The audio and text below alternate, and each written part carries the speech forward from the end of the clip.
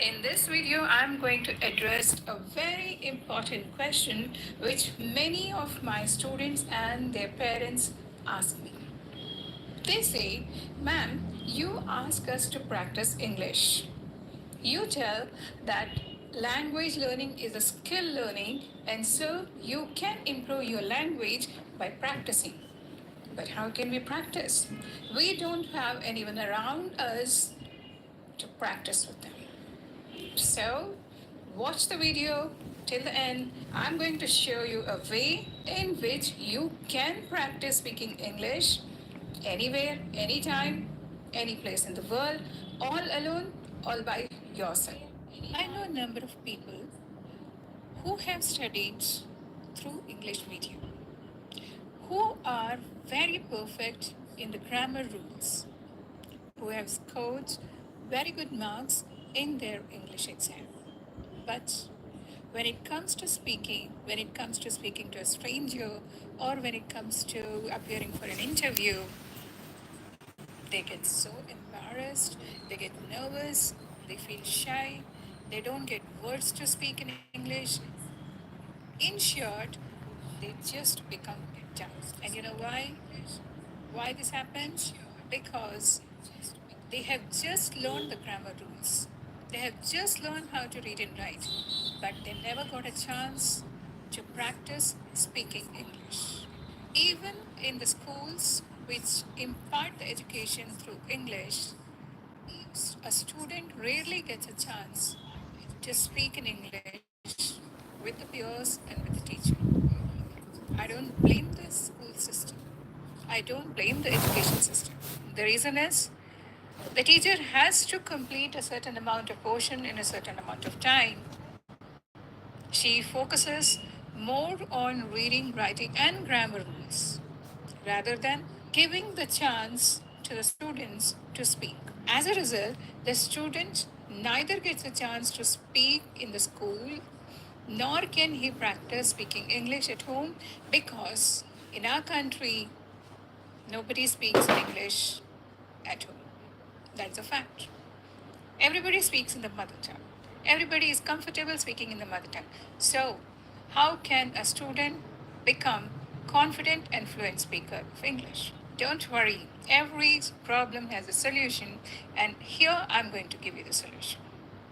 I'll give you such a solution that you will be able to practice English, practice speaking English all by yourself, all alone, anywhere, anytime, anywhere in the world, effortlessly. Are you excited? Yes, I'm too excited to tell you about this.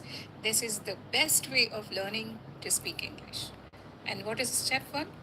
Listen, listen, listen. Listen to anything that's in English. Listen to a podcast, listen to TED Talks, listen to CNN, listen to BBC, listen to songs, listen to the dialogues in the movie, listen to some great professor, anything that you can listen in English, you listen. Just listen, just listen. Listen to the audiobooks. There are so many audiobooks available. You can just listen. Don't do anything else, just listen, keep listening. Allot 1 hour every day for 6 months and just keep listening. Listening is a skill which you have to develop so that you learn how to speak. Because listening is the first step. Listening is the foundation. Listening is the first step how a child learns his mother tongue. You are learning a new language, so why don't you listen? Begin with listening. I'm sure you would have seen a small child when he is just in the first 6 months. First, he will only listen to what his mom says, what his dad says, what his grandparents say, what his aunt says, and then after 6 months, he will start telling some words. Mama, Papa, do the same thing. Imagine you're a small child, you're learning a new language. That's what you're going to do. You are going to just listen to the podcast. You're going to listen to CNN. You're going to listen to BBC. Anything that's in English, keep listening. What's going to happen if you keep listening? When you keep listening, all the words and phrases spoken by the native speakers will get filled in your brain. You will have lots and lots of vocabulary in your mind, in your brain, which will be eager to come out, pop out of your mouth after 6 months. Remember, you are directly listening from the native speakers. You are listening to the real language. You're not listening to the textbook language. You are not learning English through the textbooks. You are learning English the most natural way, in the most effortless way, in the most fun way. So don't be impatient. Don't think that just after listening 1 month, I should stop listening. Listen a lot for 6 months. And a point to remember, preferably repeat the audios. Listen to the same audios again and again. That's called repetitive deep learning. You keep listening to the same things 2, 3 times. You imbibe the words. You internalize the words. The words and vocabulary becomes yours. You will learn the words, phrases, and the sentences used by the native speakers in their day-to-day conversation. And those things, those words, phrases, and sentences will become a part of you. Listening is the first step to speaking. Step two is speak. Step 1 was listen. Step 2 is speak. Speak. With whom should I speak? I don't have anyone around me to speak English. Again, the same problem. I don't have anyone to practice speaking English. Forget about this problem. I have a solution. I have a quick fix for you. And that is, if you don't have anyone, you have yourself. Speak to yourself. What? Am I crazy that I'll be speaking to myself? People will think I'm mad. No. Let them think you're mad. It's okay. The first step in the process of speaking is speak to yourself, maybe in front of the mirror. Initially, prepare a short speech and then give the speech in front of the mirror. Listen how you're speaking. You listen. Initially, you may find it difficult to speak in front of the mirror, but slowly and gradually, by the end of the first week or sometimes second week, you will find that you are able to speak spontaneously and without any pause. Great achievement. You have become confident and you are speaking in front of the mirror, watching your body language, listening to what you have spoken, and you are confident. You will not find difficult to speak now because your mind is full of native speakers' words, phrases, sentences. You have listened to them for 6 months and everything is there in the mind. Unconsciously, you will be able to use those words and phrases in your speech. Right? There is a saying, what you put inside comes out. You have put in thousands and thousands of words and phrases and sentences in your mind, listening to the native speakers, listening to the podcast, listening to the audiobooks, listening to the news, listening to the songs, watching the English movies. So all those words and phrases will automatically come when you are speaking. You don't require anyone else to speak. You require only you. Right? And you can also do this. You can describe the things when you are doing. For example, you can just say, just now I finished my dinner and now I'm going for a walk. While returning, I'll meet my friend, then we'll talk for a while, and then I'll come back home and I'll complain. Doesn't matter. You don't bother about grammar rules. According to me, grammar rules are the criminals who stop you from speaking English. Because if you keep thinking about the grammar rules, you can't forget about grammar rules. Did you? Did you? No. Do you learn grammar rules now when you're learning a new language? Don't learn. Forget. Speak to yourself. Speak to yourself without bothering about the grammar rules. I tell you, you are not going to commit mistakes because that sentence pattern has entered your mind. For 6 months, you listen to the correct English spoken by the native speakers. You know the correct structure of the sentences automatically. Okay? So the second step is speak to yourself. You don't need anyone to speak at this stage. You can speak to yourself, right? So that was the second. Third step is listen and speak. Listen and speak. First step was only listening, second step was only speaking. Now the third step is Listen and speak. You play a podcast or you play an audiobook and then you play it for 5 minutes and then you pause it. After the pause, you try to imitate the speaker. You try to imitate pronunciation, you try to imitate the way he's speaking, you try to imitate exactly he is pronouncing the words and phrases so you also speak in the same way as the speaker has. Technique is the most popular technique, and this technique is called shadow imitating. I have discussed this technique in detail in my video. I have just posted the link above. You can click on it and watch the video. The shadowing technique is very useful in learning how to speak because you are trying to speak exactly the way the native speaker is speaking. You are imitating him. You can also do this. You watch a movie, you play it for 5 minutes, and then pause it. Then you try to deliver the dialogues like how the actors and actresses are doing. Exactly trying to copy, exactly trying to imitate their way of speaking. So, indirectly, you are learning from the native speakers.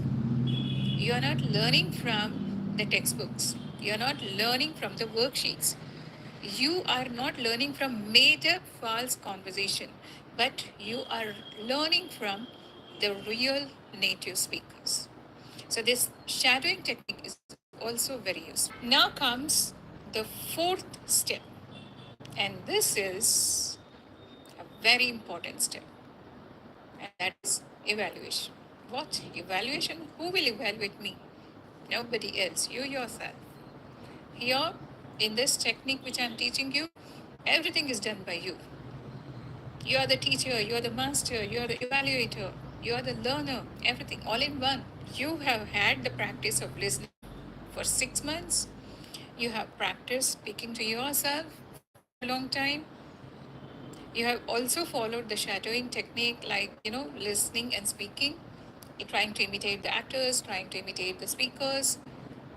Now it's time for you to evaluate so that you become very, very confident that yes, I can speak fluent English. Now, how can you do this? You can either go to an English professor and just talk to him, just chat with him, and see whether you are able to speak with more confidence than you used to speak before. Or another way is there are so many apps which you can use and communicate with the native speakers. Like the native speakers, they book a slot for you. During that time, they speak with you. So you can talk to the native speakers too if you want. If you find that you are able to understand what the native speaker is telling you and the native speaker is able to understand what you are saying, then you have won the game. You have become a confident and fluent speaker of English. Yay! This is the most efficient way of learning how to speak English fluently and confidently, and of course, effortlessly. You are not joining any institute, you are not joining any online classes, you are not joining any of the language schools. You are teaching yourself, and teaching yourself is the best way of learning. I hope you will follow this technique and be efficient speakers of English. Just, just to revise, there are 4 steps here. First, listen. Second, speak. Third, listen and speak. Fourth, evaluate. That's all for the video today. See you in the next video. Do consider subscribing to my channel if you are visiting my channel for the first time, because there are so many videos about how to learn to speak English. I'm sure you're going to enjoy them and you will find those videos useful. If you are finding these videos useful, share with your friends so that they also get benefited. Hit the like button and press the bell icon so that you get an intimation whenever I publish a new video. Bye bye. See you soon in the next video. Hi, and welcome to my channel NK Academy. Tell me, how many of you want to speak in English, but you don't speak in English because you're scared that you will make mistakes? You're scared that people will laugh at you. People will make fun of you if you make mistakes. Fearing that you will commit mistakes, you don't speak in English. But you want to be a good speaker of English, you want to be a confident speaker of English. You want to learn English because you know that good communication skills in English will make your life better, will give you better job prospects. So everybody knows that learning to speak good English is must. But it has its own problems. The first and foremost problem is you are scared that you will commit mistakes. Making mistakes is the fastest way of learning any language. If you don't make mistakes, you don't learn. You learn from your mistakes. Okay, you learn from your mistakes, but you should know what mistakes you are committing. Unless you know the mistakes you are committing, you cannot correct. So, this video is especially for those people who want to speak in English but who are scared that they are committing mistakes. In this video, I am going to talk about 10 most common mistakes which the non-native speakers of English commit while they speak in English. Now, non-native speakers of English, what does it mean? People whose mother tongue is English, they are the native speakers of English. And all of us whose mother tongue is not English, we are non-native speakers of English. We are learners of English. Let's talk about the first mistake. Confusion in the use of its and its with apostrophe s. Look at these two sentences and tell me which one is correct. The spider spun its web. It's a very beautiful web. Second sentence. The spider spun its web. It's a very beautiful web. Now there are two it's. One is with apostrophe and the other is without apostrophe. It's without an apostrophe is the possessive version of a pronoun. It shows something belongs to someone. It's with an apostrophe is a contraction of it is or it has. In the second part of the sentence, we mean to say it is a beautiful web. The correct sentence is the spider spun its web. It's a very beautiful web. Second common mistake with people make. Whether to use by foot or on foot. Look at these two sentences. I came to the office on foot. I came to the office by foot. Out of these two sentences, which one is correct? On foot or by foot? The correct sentence is I came to the office on foot. We can say by car, by bike, by bus, by train, and by flight. However, we cannot say by walk, as it is the foot which is being used to travel and not walk. The other way of saying the sentence is I came to office walking. Third mistake. Getting confused between the usage of borrow and lend. Let's see these two sentences. Can you borrow me your pencil? Second sentence. Can you lend me your pencil? Which one is correct?